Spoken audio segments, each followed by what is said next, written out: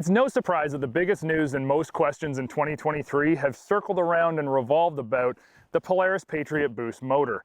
No, not out in the mountains, but here on the flatlands, and how usable that power is where most of our questions have rolled in. This is one mighty machine, so make sure you stick around and I'm going to answer all of those questions that us here at SnowTrax TV have experienced during this season. Before diving into the real results of those questions, which I am going to tell you, let's take a better look at what makes the Boost such a potent power pack and why a turbo two-stroke on the trail does work, despite many naysayers from every corner of the industry.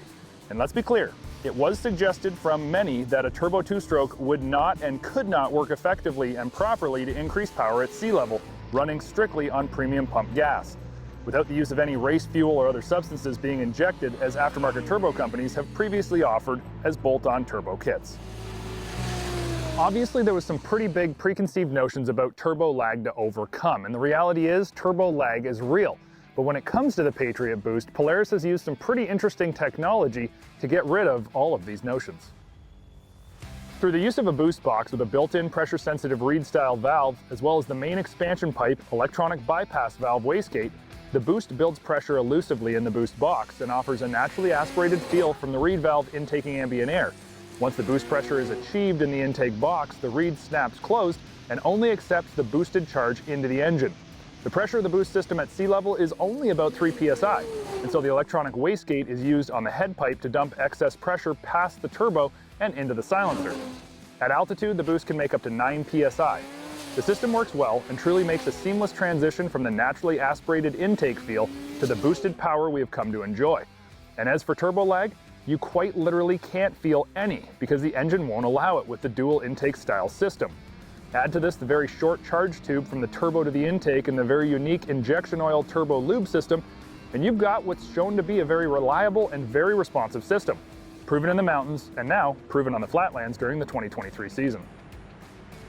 And reliability is a huge concern, and justifiably so, but you have to remember that the Patriot 850 was designed with the Boost in mind right from its original inception way back when.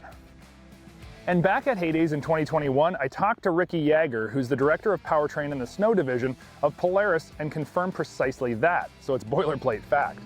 Now, all this tech info is really interesting, but I know the real question that we've had, as I alluded to earlier, is how usable is that Boost power, and is it just too much out on the flatland trails? And keep in mind, Polaris says that the Boost is 10% more power than the naturally aspirated version 850, which we assume to be around 165 horsepower, meaning approximately 181.5 horsepower on the Boost. However, independent aftermarket companies have dynoed the Boost and shown it up to a whopping 195 horsepower. The truth behind the drivability of the Boost comes down to way more than just the power plant. I mean, if this thing had terrible ergos and handling, then it would be scary, like turbo nitro scary, but it's not. In my opinion, the Polaris has one of the most predictable front ends in the business and a very solid rear riding skid, so adding more horsepower only increases confidence. Using the P22 clutch, stiffened rails, and a specific adjustable transfer block for the Boost, the corner-to-corner seamless transition of naturally aspirated feel to on-boost pull can only be explained as linear. No mid-range light switch on-off boosted feel. Nothing to make you nervous, just continuous power throughout the power band, which can sometimes feel endless. Like the horsepower lines of the dyno chart would need to be extended because it just never ends.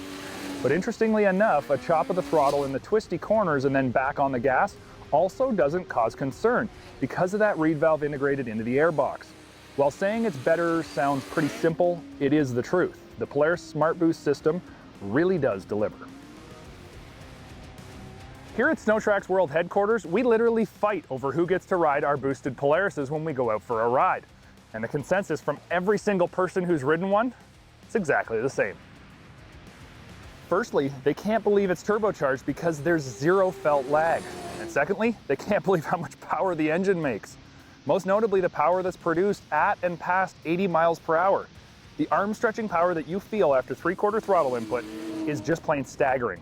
Grabbing more throttle sets you back in the seat and pushes you back so hard you wonder how it's physically possible. The smiles per mile from a ride on the Boost is impressive, and with a factory 2-year warranty, Polaris is standing behind their design. Will there be competition in the future? Sure, with how good this Boost works, I can't imagine that other manufacturers aren't going to come with a similar design. But for right now, Polaris has the market captivated, And when you get out on this lightweight turbo two-stroke, you realize that it delivers every single time.